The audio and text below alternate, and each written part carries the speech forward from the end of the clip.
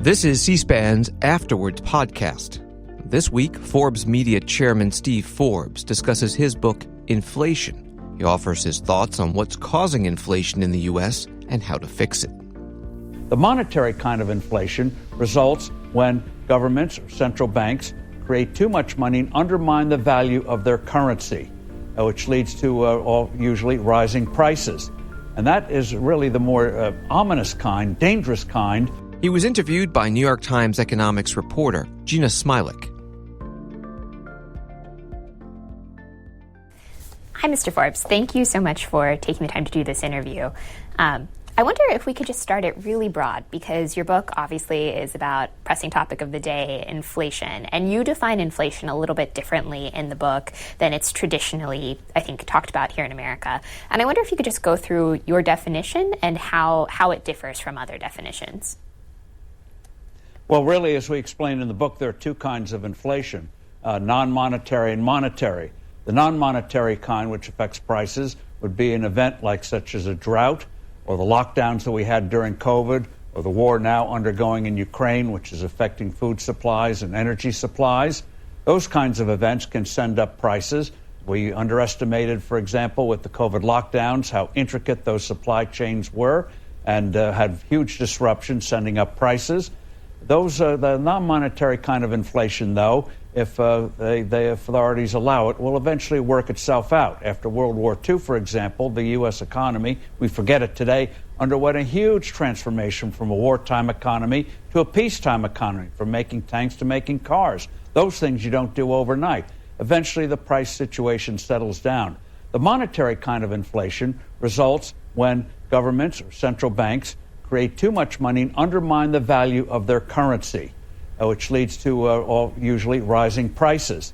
And that is really the more ominous kind, dangerous kind, because people don't understand why prices seem to be going up for no real reason, and it leads not only to economic problems, but also political and social problems, as we explain in the book. Okay, interesting. And I wonder if you could talk a little bit about how that differs from, I think, the way that we traditionally talk about inflation, especially sort of in the central banking universe, which is very much as sort of what you described initially, the shock inflation. That's very much sort of supply side inflation. And then economists typically understand the other side of inflation to be very sort of demand pulled. As people are demanding more and going out and shopping, they push up prices. It pushes up prices. And I wonder how your framing squares with that one. Well, the two kinds of inflation, non-monetary and monetary, can coexist as we're experiencing today. But in a normal economy, if the currency is stable, prices rise and fall because of supply and demand. Something is popular, the price goes up, or you get productivity gains, prices go down. So those kind of normal signals is what makes, obviously, an economy work, which is why we can do literally billions of transactions here and around the world each day. So I think if you separate the two, monetary and non-monetary, then you can get policy responses that more effectively address both, and you avoid some of the mistakes that we see undergoing now. And unfortunately, as we explained in the past, governments for thousands of years, they always blame other forces. They always blame others rather than themselves for the mistakes they make on the monetary kind. I wonder, you kind of just alluded to this, but I wonder if you could walk us through what you see as the causes of the 2021 inflation, which is obviously continuing into today. One cause is on the monetary front, the Federal Reserve. The Federal Reserve, even before the COVID lockdowns, was undermining the value of the dollar. You saw it in rising commodity prices, rising gold prices. So they were brewing trouble even before what happened. During the lockdowns, obviously, they created a lot of money to try to keep things from collapsing. But unfortunately, in 2021, the Federal Reserve, even as the COVID crisis the severity was beginning to recede, was still churning out tons of money. They were buying $120 billion of bonds each month, and they paid for that by creating money literally out of thin air. Now, they employed a gimmick, which we explain in the book, to try to make sure this money didn't flood the economy all at once, but they created excess amount of money, and they're not even going to stop this money creation. They've announced recently they're going to stop it, but awfully late in the game. So the Federal Reserve has been creating too much money, undermining the integrity of the dollar, and so you pay a price for that in the dislocations in the economy. You also combine that with we still haven't fully recovered from the lockdowns. Now, you look at China recently, for example, those severe, what I think were unnecessary lockdowns, massive lockdowns in Shanghai, perhaps Beijing and other major cities in China, have severely disrupted, once again, supply chains, which is going to mean delays, higher prices at the marketplace. So the non-monetary kind of inflation factors are still there. The Biden administration, unfortunately, is still putting barriers in the way of production of oil and gas, which is raising unnecessarily prices at the pump. That's not just because economies are recovering. It's also because of a lack of supply. And putting in regulations on infrastructure. They put in some new rules. They're going to make infrastructure projects even more difficult to get approval for. So all of these things combine together to give us an economy that is going to be going into unnecessary trouble. So the Federal Reserve has got to get its act together. The government's got to get its act together in terms of just leaving the economy alone, not putting up these arbitrary barriers. And the amazing thing is, as we've seen in the past, when these policies are in place, by golly, things start to get better. Now, of course, I would like to see tax cuts, not tax increases. I think that would help economic output, which also helps fight rising prices, more supply. But I don't think we're going to get that in the near term. I would love to return to the Fed later, but before I do, I just want to continue on this topic a bit. Obviously, we saw a lot of spending from the government in response to the COVID shock. We saw first the CARES Act and then the $900 billion package under President Trump, and then we saw the American Rescue Plan under President Biden. I wonder to what degree you think that government spending impacted inflation. Well, during the initial COVID lockdowns, obviously emergency spending had to take place. I don't think anyone would argue with that. But unfortunately, the pace of spending continued into 2021. You mentioned what President Biden did. And so the question then becomes, when you have these spending bills, how do you finance them? And a big chunk of the financing was done, in effect, by the Federal Reserve buying government debt. They don't do it directly. Government auctions the bonds off, dealers buy them, and the dealers turn around and sell them to the Fed. And it's important for people to understand how money is actually created in this case. Let's say the Federal Reserve calls up a dealer. Let's use Goldman Sachs as an example and say, the Fed says we want to buy $1 billion of government bonds. Goldman says, fine. They deliver the bonds. How does the Fed pay for those bonds? They credit Goldman's bank account for $1 billion. Where does that $1 billion come from? Out of thin air. This is the ultimate ATM machine. They just create it out of thin air. And that's what the Fed was doing long past when I thought it was justified. They were doing it in 2021 at a huge pace, keeping interest rates artificially low. And now we're paying for the price for it today. And the question is, can the Fed unwind this in a way without giving us a big recession? Yeah, obviously a very timely topic. We just recently had a Fed decision in which they announced that they're going to start shrinking those bond holdings. I wonder, most economists would say that the process you just described, by which the Fed creates money and puts it in the system in order to buy these bonds, isn't quite the same as government spending, in the sense that a lot of that money basically just sits on bank balance sheets. It doesn't trickle into the economy in the same way. And I wonder what your thoughts are about that, because it does seem to be the case that there's some debate in the economics community around how inflationary that process really is. Well, when you have massive amounts of spending, and the scale of the spending in this crisis was exceeded anything we've had in peacetime, and so the question then becomes, how do you finance it? And a big chunk of it was financed by the Federal Reserve, buying those bonds each and every month, and again, creating money out of thin air. So the government spending created pressure for the Federal Reserve to respond by financing it. Otherwise, they felt the bonds might not sell in the marketplace.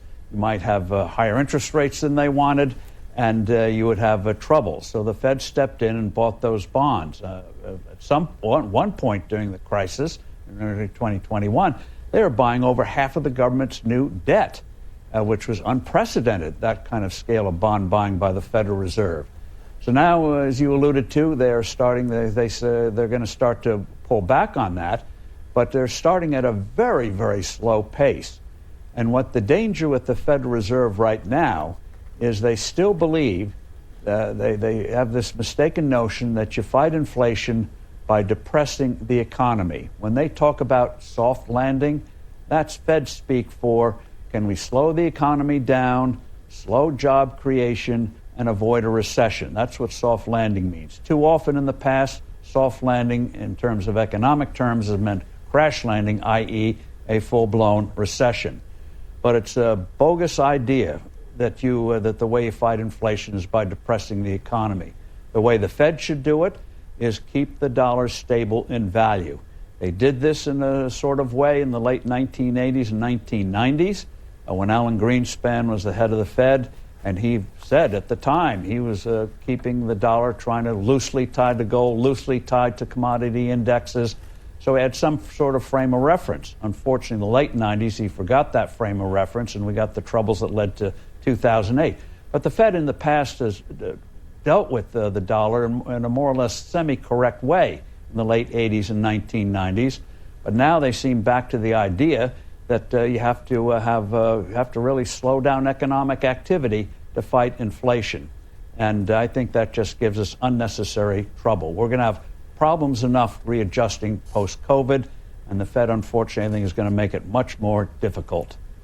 I'd love to get back to that point about the Alan Greenspan era, because it's an important point in your book. But before we do, I'd like to just finish talking about bond purchases, because that's also an important point in your book.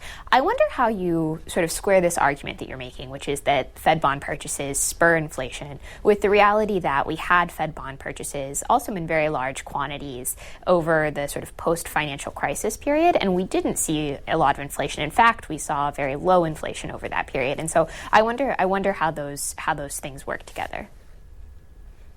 Very good, a very pertinent question. Because what happened after 2008 was two things. One is the Federal Reserve, while they're creating this money, in effect froze the money. I mentioned the Fed buys the bonds, they credit the bank account that the dealer has at the Federal Reserve, and what they did was something they'd never done before. They started to pay interest on those reserves. They'd never done that before. At the same time, they were putting pressure on banks to slow down lending. Banks were hiring more after the disaster of 2008, 2009. Banks were hiring more compliance officers than loan officers. So the volume of loans went down, even though the reserves went up. So the Fed, in a regulatory manner, was putting pressure on banks.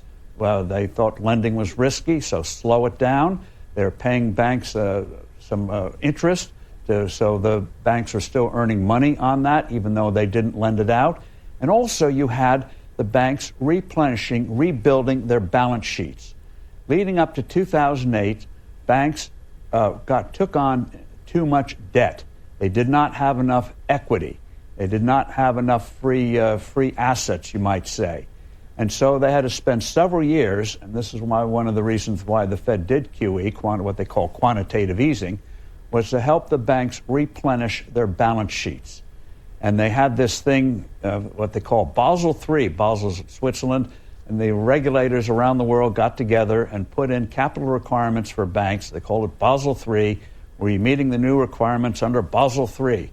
So you had a period of time where regulators didn't want you to be aggressive in lending. They're paying, and they still do today, they're paying interest on the reserves, and banks were rebuilding the balance sheets that had been battered in 2008, 2009 because they went overboard in lending before 2008, 2009. But it was very clear in 2019 that Basel III requirements were more than fulfilled. Banks were brimming with reserves. And so we are heading for trouble even before COVID. And so what you have today is banks are loaded with cash, loaded with reserves. And if lending activity picks up, that is what they call money creation when banks start to lend the money, and that's going to could cause problems in the economy. So we'll see what the Fed does if they try again through regulation, interest rates, and the like to try to freeze that money they created to make sure it stays in the deep freeze and doesn't go into the economy. strange, but that's what they did. Obviously, we have seen quite a pickup in mortgage lending, but aside from that, debt levels have been relatively steady throughout this period. For example, we've seen some uptick in auto loans, but we haven't seen a lot of credit card indebtedness increase. And so I wonder if you think that this is a problem for tomorrow, if this is something we're going to see play out and it hasn't quite manifested yet, or whether you see signs that this is already happening. Well, I think one of the things that we have to keep an eye on is that as the payments that were made during the COVID crisis, when we wanted to keep people above water because everything was being shut down, you couldn't go earn money on a job anymore. As that cash starts to run down, and the savings rate is starting to move down, and people see prices rising up, getting less for their wages. As you know, prices are rising at a faster pace than the wages are. I think you're going to see pressure for people to be household pressure to be borrowing more. Businesses are going to want to replenish inventories. They're going to want to be borrowing again. So you have this situation where the distortions created by the COVID lockdowns are going to start to work their way through, and you're going to have a situation where there's a lot of money potentially out there. People are going to start to desire to borrow again. People want to spend again. People want to live a life again. And but they're doing in the headwinds of rising prices, which means they're going to be looking for more cash. Okay, interesting. And I wonder, you mentioned earlier the Greenspan era as in the early 90s as a period that you think is worth emulating. I wonder if you could walk through in a bit more detail what you mean by that. Well, during the 1990s, which they called at the time the Great Moderation, the Federal Reserve kept the value of the dollar fairly steady. Interest rates were fairly steady. So you had an economy that was growing. After Bill Clinton came in, yes, he put in tax increases, which slowed things down, but then he put in tax cuts, which people forget today, including a big cut in the capital gains tax. And so the U.S. economy enjoyed a boom after the early 80s, especially in the late 80s and 1990s. Yeah, there are ups and downs, but it was a pretty decent period. So there was stability, relative stability, not perfect, but relative stability in the value of the dollar. And so the economy responded to that. Now, obviously, there are other factors that affect an economy, but the thing to remember is money makes it possible to buy and sell. And so it should have a stable value. You know, when you go buy a pound of cheese, you expect to get 16 ounces. It doesn't float 14 ounces one day, 18 ounces the next. You go buy a gallon of gasoline. You expect the size of a gallon to be steady. And so an economy works best when money has a fixed, a stable value, that you know that you're going to get pretty much, if you have a dollar today, you lend it out a year, 2 years, 3 years, what you're going to get back is pretty much what you lent out. If you have that kind of instability, you get less productive long-term investment, more speculation, and then you get in trouble. Now, what happened in the late 1990s, I don't know whether the Federal Reserve meant to do this or not, but with the Clinton tax cuts and the rise of the Internet, where they kept taxes off and with hardly a regulatory hand at all, you saw the economy boom. The dollar became desirable, and the Federal Reserve started to tighten up. You saw it in a crash in commodity prices. You saw it in agricultural prices go down. Oil prices went down. And then, so that was a mistake. The Federal Reserve tightened when it shouldn't have. Then in the early 2000s, the Fed went in the opposite direction. Oh, we had an official recession. The Fed then went in the opposite direction and weakened the dollar. So suddenly, oil went from $25 a barrel to $100 a barrel. Was that because oil suddenly became scarce and people were using it more? No. It wasn't so much that oil was getting more valuable. The dollar was getting weaker. And when you have that kind of weakening of the dollar, what does that lead to? It leads to people going to hard assets, starting with commodities, and we saw it play out in the disaster in housing, which came crashing down and led to the crisis of 2007, 8, and 9. It's interesting that you mention oil because obviously that is a market that's very affected by global supply and demand dynamics. And I wonder, if that, it seems like that would be more the kind of thing that you talked about when you talked about shocks to inflation earlier. But I wonder why you chose to frame it as more of a money thing in this case. Well, oil or any commodity, the price will change if people want more of it or people want less of it. But when you get these violent changes in price, even though the economies hadn't much changed, then you've got a currency problem. Go back to the 1970s, during the great inflation of the 1970s, which we discuss in the book. Oil was about $3 a barrel up and down throughout the 60s. Then when the inflation started, we had several rounds of it during the 70s and early 80s, the price of oil went from roughly $3 a barrel to almost $40 a barrel. And people talked about, we must be running out of it. We need to invest more in it. You saw, in terms of hard assets, you saw farmland prices zoom up because it was a hard asset. You saw commodity prices go up. And then when the inflation was ended in the early 1980s, what happened? Oil crashed from $40 a barrel to around $10 or $12 a barrel, finally settled at $20, $25. So you had a depression in the 1980s in Texas. The rest of the economy was doing fairly well, but Texas was in a virtual depression because of the crash in the energy industry. You saw the Farm Belt experience the same thing. Iowa, which had been a red state, went Democratic in 1988 because of the distress in the Farm Belt. Farmers going broke because they had borrowed. The land prices were going up. The prices for their crops are going up, and suddenly the prices crashed, and they are left with a lot of debt. And one of the things that happened in the Farm Belt since was when you had another commodities boom as a result of the weakening dollar, most farmers were very careful this time not to take on debt because they remembered what had happened before. So this is like inflation in this sense is like a virus in a computer.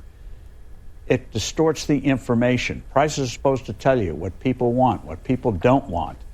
And if the price is giving you false information, like, oil is suddenly very valuable, then you get money misallocated, capital misallocated, and you end up with the kind of tears that you had in the 80s in the oil patch, and they went through a hard time after 2012. So, again, stability is good. So you want prices to be set by people buying and selling in the marketplace, not because of changes in the value of the dollar. I think that practically all mainstream economists attribute the 70s and 80s oil experience in large part to the embargoes that were happening with OPEC and really just extremely constrained supply during the 70s that rebounded during the 80s. And I wonder how you think about that supply side of the dynamic. Well, this again is one of the things we point out is that prices are a symptom of inflation. They're not the cause. They're a result of when you have, in this case, a monetary inflation. And so the Arab OPEC made very clear in the early 70s. They said if you continue to have this devaluing dollar, prices are going to go up. And so, again, it wasn't so much that oil suddenly became more valuable or OPEC suddenly became more powerful. You had a greatly weakening dollar. So and then we made the situation worse in the U.S. by putting on price controls, and so which distorted the market. So we had these lineups where you'd wait 2 hours to get 5 gallons of gasoline. You'd have alternate days where you're allowed to buy gas depending on the number of your license plate and stuff like that. So the mistake of devaluing the dollar and then the controls they put in turned a bad situation into a disaster. But again, when the dollar was finally stabilized somewhat in the early 80s, you saw oil prices come down, and while they focus on oil, copper prices went up when oil was going up, and there was no OPEC in copper. Aluminum prices, other prices were going up, and there was no equivalent of OPEC. And if OPEC was so powerful, why weren't they able to control prices after the 1970s? So the distortions you saw in the oil market in the 70s were a result of a weak dollar, not suddenly OPEC or a huge surge in demand for oil. Right, but there was less supply for oil in the 70s, or do you disagree? Do you have other data? Well, in the 1970s, there wasn't some sudden shortage of oil. What you find is when a currency weakens, and we walk you people through in the book, when you have that kind of a distortion, people will do some anticipatory buying because they figure they won't be able to get it. And we see sort of that play out a little bit during the COVID lockdowns. Suddenly people feel, we're not going to be able to get paper towels. We're not going to be able to get this. We're not being able to get that. And so you have anticipatory buying.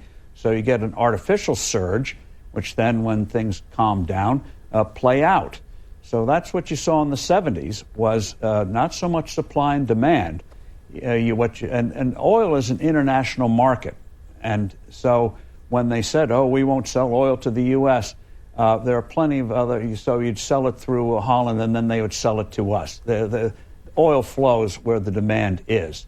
So oil suddenly, again, in the 1970s, did not suddenly become more valuable on a scale of 12 to 13, going from $3 to $38, almost $40. It wasn't surge of value of the oil, it was the weakening of the dollar. And when the weakening stopped, oil went tumbling down, dollar prices. Okay, I think it is important to note for viewers that there was some constrained supply in the 70s, but I'd like to move back actually to the and a lot of the constraint, some of the constraint was, again, price controls put on. When Reagan took off the price controls in the early 1980s, investment flowed, and by golly, you got more oil and you got a lot of lower prices.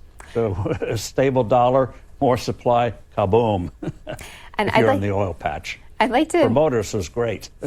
I'd like to move back to the Greenspan era, because you do talk about it quite a lot in the book, and you talk about it very much in the context of stable prices being essential.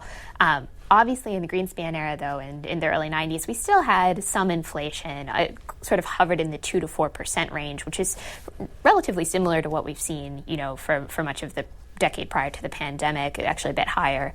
And I wonder if you could talk a little bit about how you square with the idea that it would be better to have no inflation at all. Well, in terms of, again, this is where you have to make a distinction between non-monetary and monetary inflation.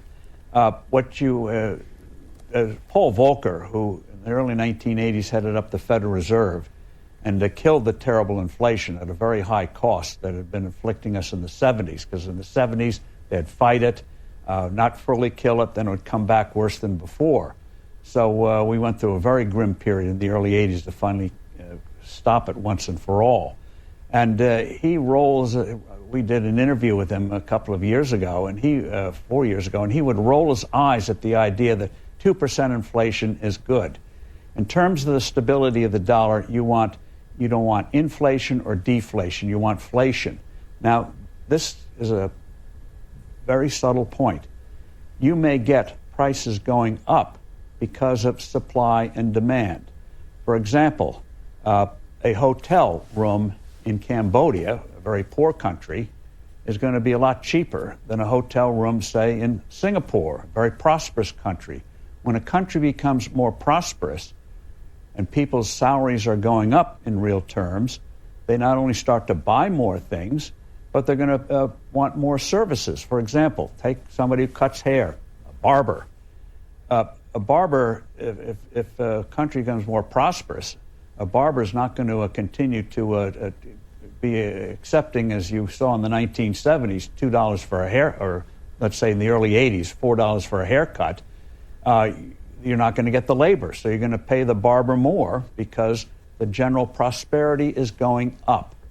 And so that is just supply and demand and people buying more things. And this gets to one of the flaws of price indexes, is they often don't really keep up with the changes when you have more services coming online, when you have more products coming online. The whole rise of the internet, the whole rise of iPhones, cell phones. You take, for example, the original cell phone in the early 1980s coming out of Motorola cost $3,950. You had a battery that lasted about an hour, as big as the phone was as big as a shoebox and weighed like a brick.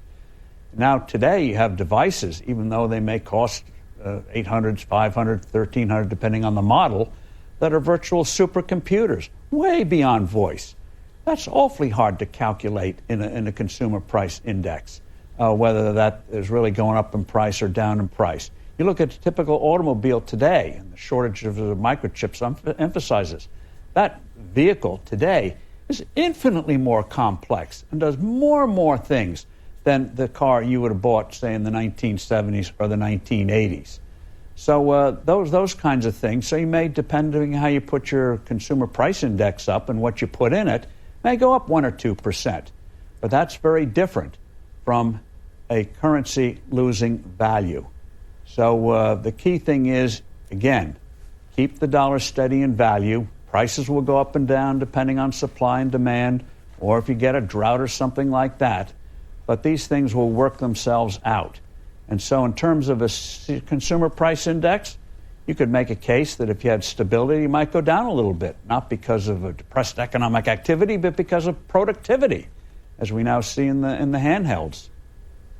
Interesting. And you make a big point in the book of arguing that we shouldn't be aiming for really any inflation over time. The Fed obviously has a 2% inflation target, so they do prefer a little bit. And when they explain that 2% inflation target, they often use basically the logic you just laid out, which is that over time, as the economy evolves, you're going to want to pay a little bit more in wages, and as companies pay more in wages, they're going to need to charge a little bit more so that they don't destroy their profit margins. And so a little bit of inflation is basically like grease on the gears of the economy, is the phrase they'll often use. And I wonder if you could walk us through your argument of why you think that's not the right way to think about things.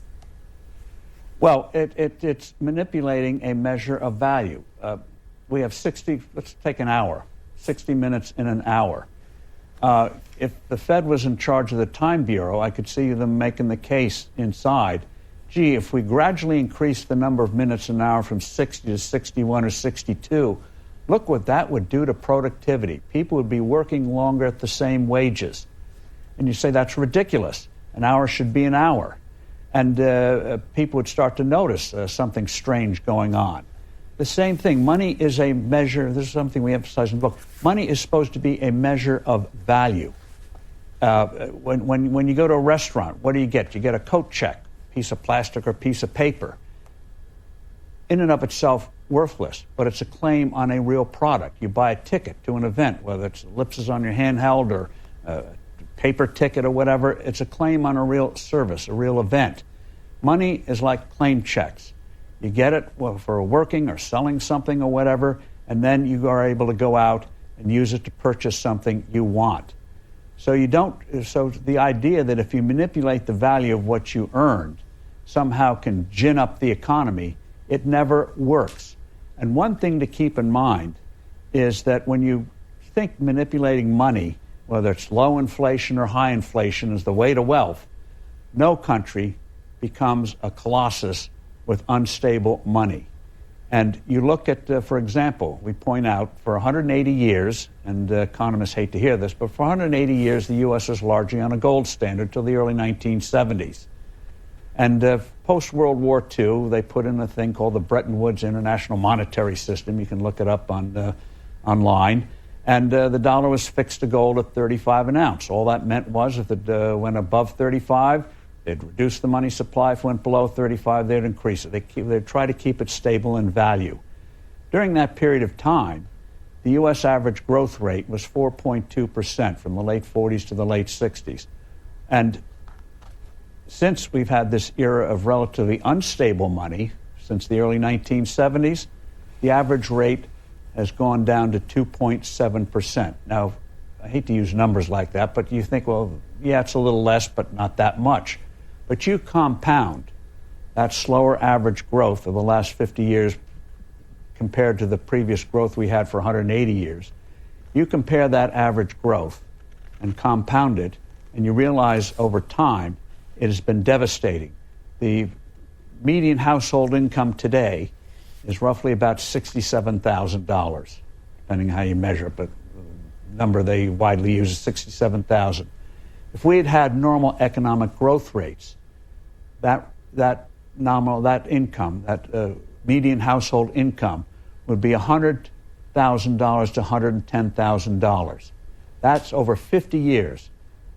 I think most people would say, gee, we'd love an economy today where we're earning $20,000, $30,000, $40,000 more with stable prices. That's the long-term cost. And the thing is, money is how we relate to strangers. I don't have to know you, but we can do a transaction together. We can put a business, complex supply chains with people we don't even know by using something trustworthy like stable money.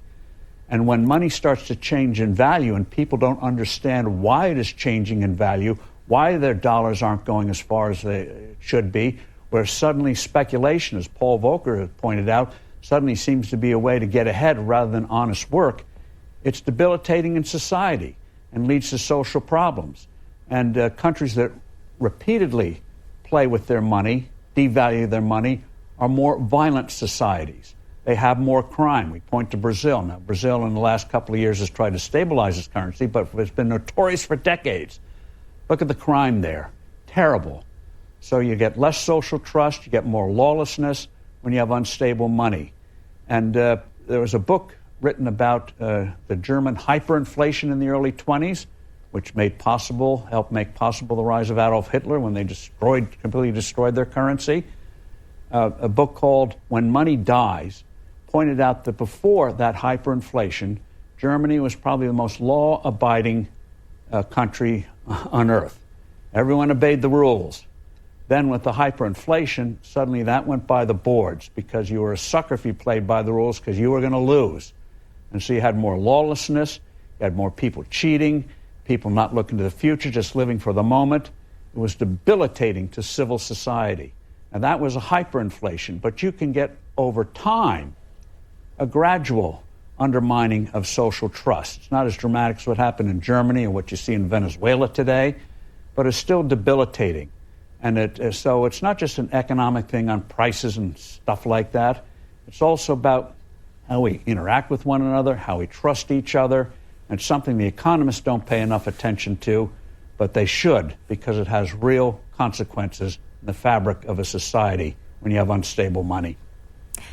I have so many follow-up questions on what you just said, but I'll start with sort of one that zeroes in on the point you just made about falling growth rates. I think the mainstream economic argument for why growth rates have fallen over the last 30, 40 years very much centers on the aging of the population. You know, when you have a younger population, people are working more and people are buying more, they're buying houses, they're having kids, and as people age, you have less of that activity and the economy naturally slows. I think the second thing people sort of talk about is this idea that a lot of the low-hanging fruit when it comes to macroeconomic development has already happened here because we went through the Industrial Revolution, we went through the era of interconnection, we went through globalization. All those things were very good for, you know, the economy, but those things have happened and you can't do them again. I think Robert Gordon, who wrote a book on this, one of the things he says in it is you can't reinvent the washing machine. And so that's sort of that idea.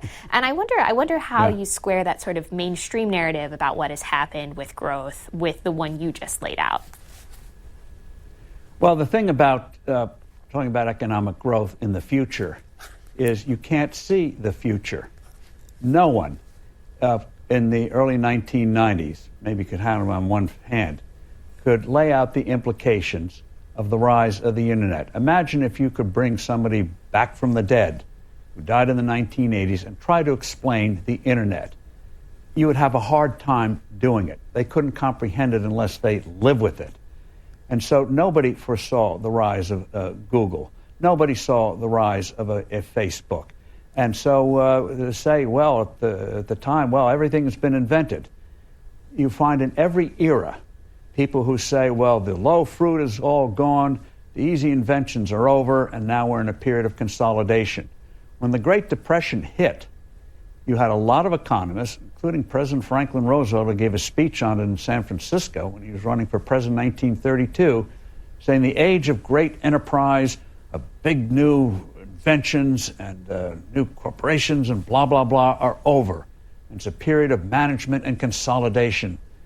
Well, the economy of 1932 bears no resemblance to the vibrant economy, multitudinous economy we have today. You can't foresee what people are inventing. And even during the 1970s, during that great inflation of the 1970s, Look what was happening below the surface of things. FedEx was being invented. Amgen was being invented. Apple was being invented. Microsoft was being invented. Oracle was being invented.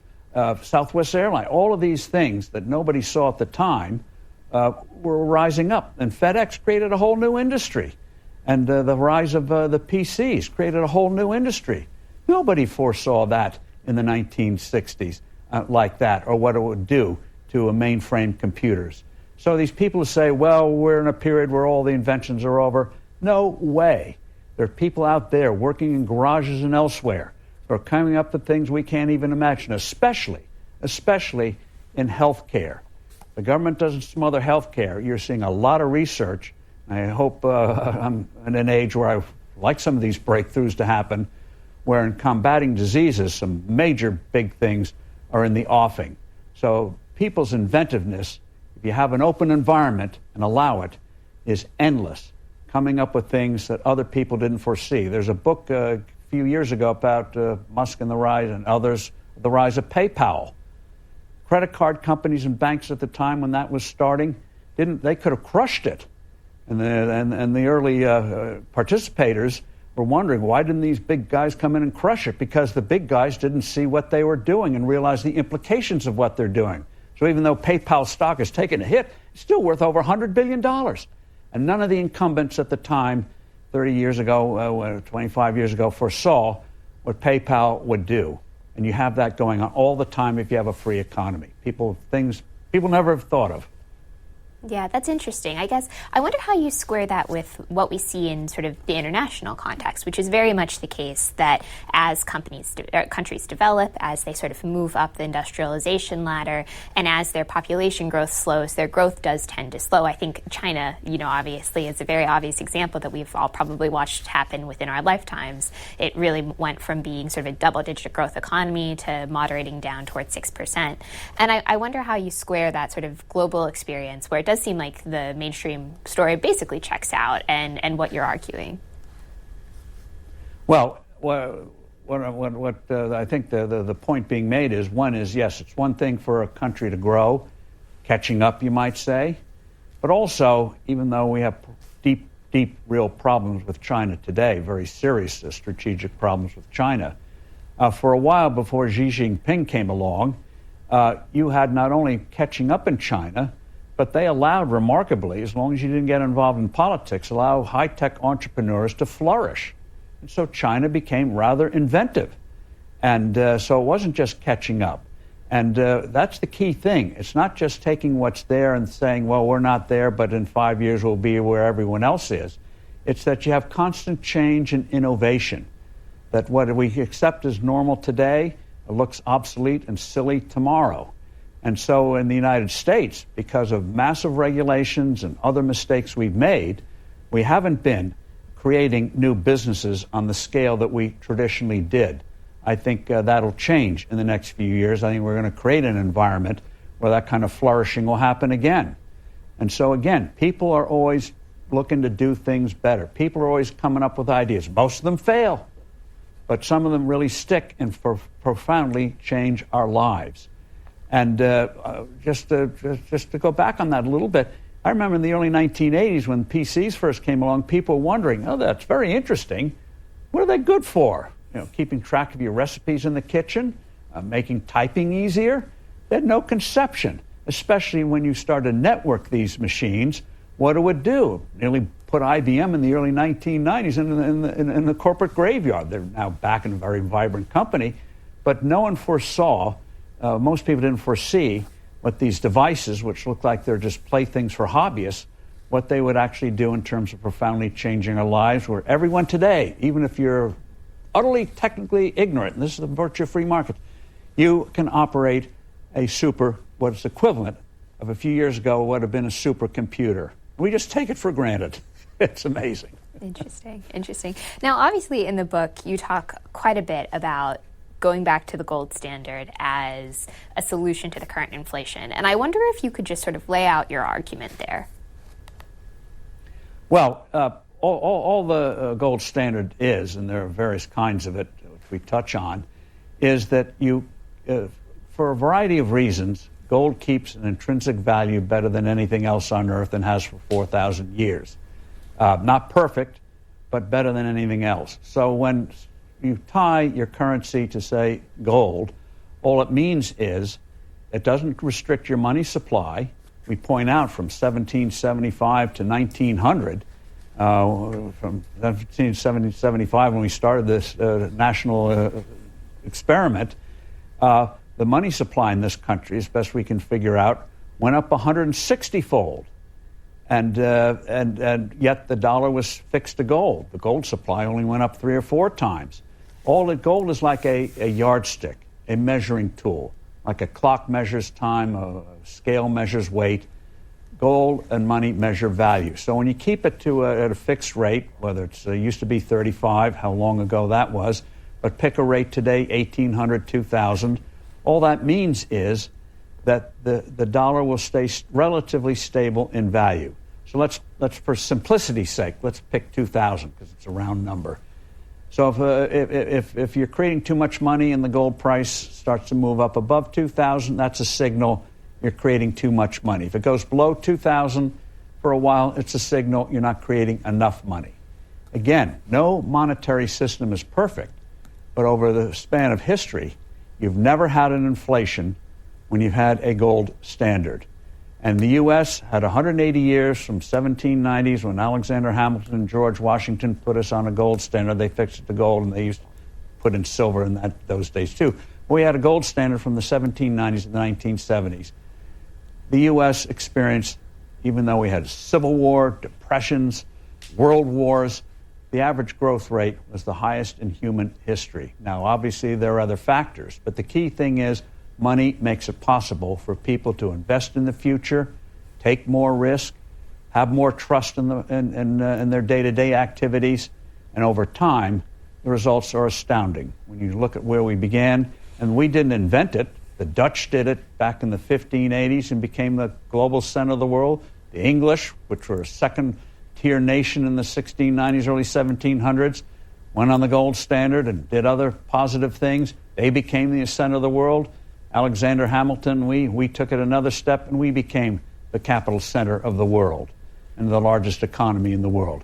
But a country can get the regulations right, the spending right, the taxes right, but if you don't get the money right, you are going to have problems, because money, again, is not wealth in and of itself. It's a measure of value, and that's what I wish our central bankers would understand. You don't muck around with clocks. You don't muck around with scales. You shouldn't muck around with the value of money.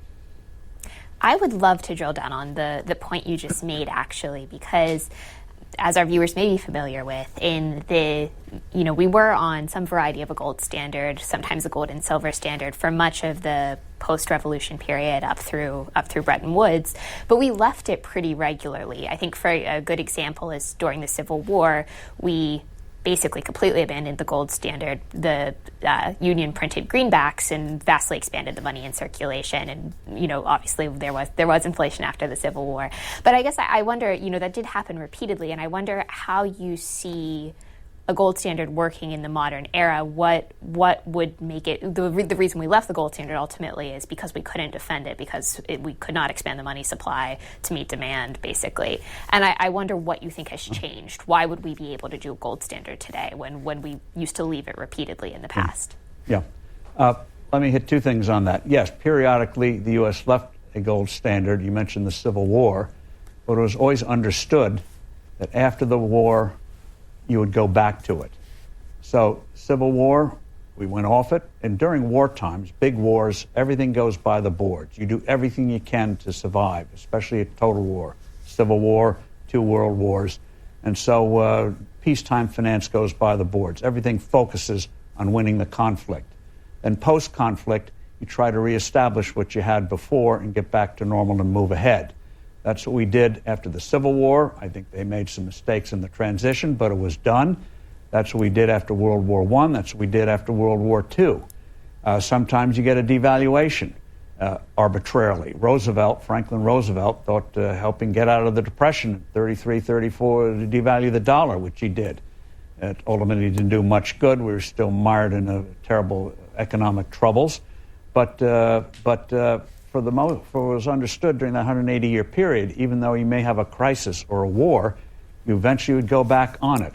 Britain, for example, I mentioned Britain earlier, during the Napoleonic Wars in the 1790s to around 1815, Britain was off the gold standard because they were fighting what was then qualified as a world war, certainly a continental war, for their existence. But after the war was understood, you would make the transition back onto a gold standard. After World War I, and this is another subject for another time, Britain botched it. They made huge mistakes.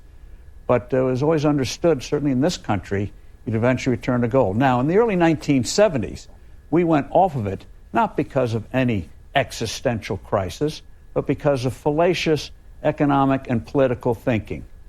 The U.S. was not pursuing monetary policy in the way it should to keep the dollar fixed at $35 an ounce.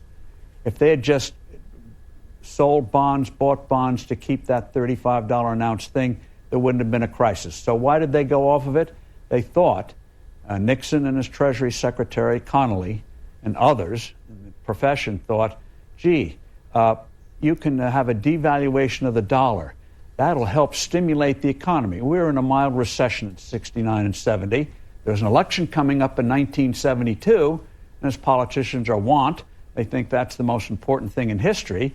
So they closed the gold window, put in wage and price controls as a way to goose the economy and win the election. Well, Nixon won the election, but by taking the U.S. off of gold and not returning with the devaluation, the dollar sank like a stone.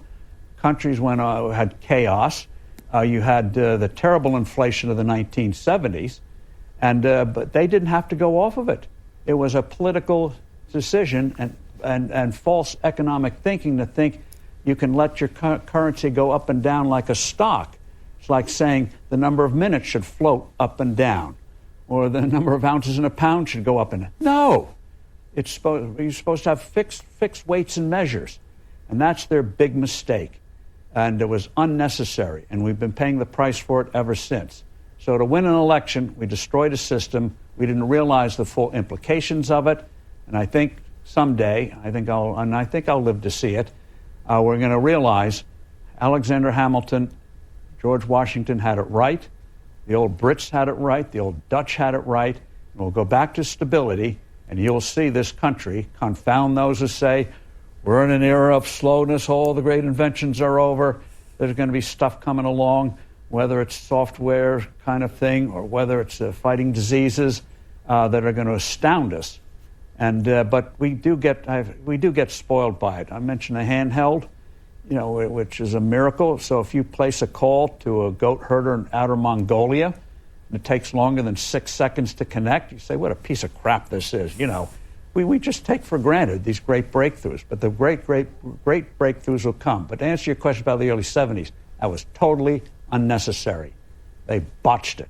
They didn't have a crisis to justify it. Interesting.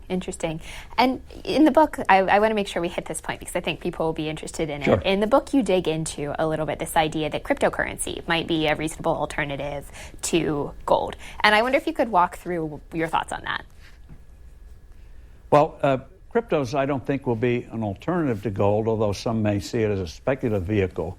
And we make the point that cryptos, the kind of crypto we think of as, say, Bitcoin, that is so volatile in value, you cannot use it as money. Imagine if several years ago you took out a mortgage, let's say you took out a $250,000 mortgage on your house, and you did it in Bitcoin, you'd probably owe the bank $10 or $20 million, $30 million today. That instability is not money. That is a speculative vehicle. The real miracle of the cryptos is what they're creating in terms of technology, blockchain.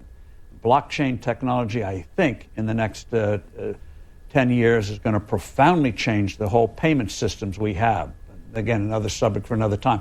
But where we think you should watch for on what's happening with cryptos is there's a class called stable coins, which are growing in popularity.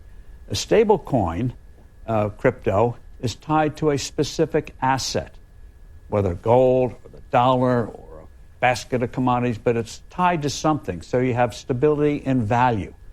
I think as technology evolves and it becomes easier to use cryptocurrencies for commercial transactions, and ultimately easy and trusting where you can use these things to write long-term contracts, which you wouldn't dare do today because I mentioned what happened with Bitcoin. You're going to see in coming years, you're going to see stable coins become an alternative to government currencies. And that's why, for example, Turkey, which has had a terrible time in the last year with its currency, banned stable coins because they saw it as a threat to the Turkish lira. I think you're going to see in coming years a real regulatory political battle coming with stablecoin cryptos versus government money. And that's going to be very interesting to watch. But that's where, on the money side, I think you're going to see the real surge is going to be with stable coins, where people say, I trust that more than I do my central bank. And in a country like Venezuela or some of these other countries, I think that's going to have a lot of appeal. That's an interesting point. You also, we don't have a ton of time left, so I want to make sure that we talk about this. You have a section in your book where you talk about where you think people can invest to sort of weather the current inflation. And I wonder if you could just sort of walk through your bigger points there. You know, what is your advice in this moment of inflation? Well, we talk in the book that we at Forbes, we ran a cover story back during the terrible inflation of the 1970s. And the cover was a come on, how you can prosper with inflation. And then how you can fight inflation. So when we got into the story, we got honest in the first sentence in saying, there's no way most people can fully protect themselves from inflation. It's going to hit everyone. But there are things you can do, whether it's buying, whether it's stores that deal in bargains, whether it's hard assets, whether it's real estate, farmland, forest land, or things like that. You look for companies, and this takes work. There's no easy way to do this, but this takes work where you try to find companies that have a history of good cash flow. One of the things that's going to happen now that the Fed is raising interest rates is that a lot of companies that were surviving because they could get virtually no interest loans or bonds or very low interest loans, they're going to be choking when those rates go up. So you're going to have, unfortunately, some carnage on the field coming soon with that. But in terms of investing, you got to do the work. What companies have good cash flows? And you want several of them. What companies have a history of raising dividends? Not just a dividend today, but where you can look forward to maybe getting more might help you keep up with inflation. And we walk people through that. But again, you have to do real homework. For example, in commercial real estate, there are some cities you could make a case, like New York or San Francisco or wherever, where there might be overbuilding of commercial real estate. You don't want to do that. So there's good real estate and real estate you want to avoid. And so you can do some of these things, and you should have some gold, just not as an investment, but as an insurance policy, like homeowners insurance or auto insurance in case of an accident. You want it as an insurance policy. And we walk through whether it's better to own the coins. I think it is, rather than a mining company. But then we talk about there's certain companies that deal in royalties that you might want to look at. And the other thing to keep in mind is that what works during an inflationary period probably won't work during a non-inflationary period. So you have to be ready to be nimble. You have to be on the lookout. Does it look like the government is really serious about getting this thing under control and it knows what it's doing, which the Fed doesn't know what it's doing today? And then you're going to have to change because, as we mentioned earlier, oil, which was a big, wonderful thing in the 1970s, and farmland were disasters in the 1980s. So what worked in one era doesn't necessarily work in another era. So you have to do work, you have to be nimble, and realize you're dealing with forces that ultimately are beyond your control. It's humbling, but that's what the authorities have done to us. Okay, interesting. And then you have I think what is a pretty provocative line in the book, as I say, as somebody who covers the Fed and monetary policy. So I wonder if you could expound a little bit on what you mean, and maybe we can make this our final topic. But you say, and I'm quoting from page 130, there is no such thing as price stability, even during times of little or no inflation. And obviously we know that the Fed's mandate is price stability. So I wonder what you mean by that. Well, this gets to prices in a normal marketplace. And that is, prices are always changing because people's preferences are changing. New products or improvements come along. So prices fluctuate. They don't stay flat. You look at a typical house today versus a typical house 30, 40 years ago. Very, very different. Certainly going to need more electrical outlets or more juice than you might have had in the past. So so you're always going to get those kind of price fluctuations. People might like a new fancy shoe or whatever. So that price will fluctuate, or they may turn away from something. That price may crash. So perfect. And then how you measure what is price stability. These indexes, they have different kinds, which tells you something. There's no one kind of index. They think it's very producer price index, blah, blah, blah. But consumer preferences are always changing, especially as new stuff comes along that looks like it's exotic and expensive today and then becomes a commonplace tomorrow. How many people could survive today without a handheld? 20 years ago, you had games where how many days could you go without your cell phone, as we called them then? And you could go maybe 2 or 3, but today you have to have it with you all the time. So these things are always changing, and there's no way governments either can anticipate those changes because nobody can foresee the future. I don't know what the next Steve Jobs is doing or is going to come up with. So governments can't foresee the future, and it's very hard to even measure what people are doing today. Okay. A little humility would be in order on part of all of us. We will end on end on a humble note then, I guess, because we are all done. Thank you so much for taking the time. It's a really, really interesting topic. Thank you. Thanks for listening to this week's Afterwards podcast. If you enjoyed this podcast, listen to C-SPAN's podcast about books. Learn about the latest nonfiction books and best-selling authors. In each episode, we report on bestsellers lists and book reviews from around the country. You'll also hear authors talking about their latest books and insider interviews with nonfiction book publishing industry experts.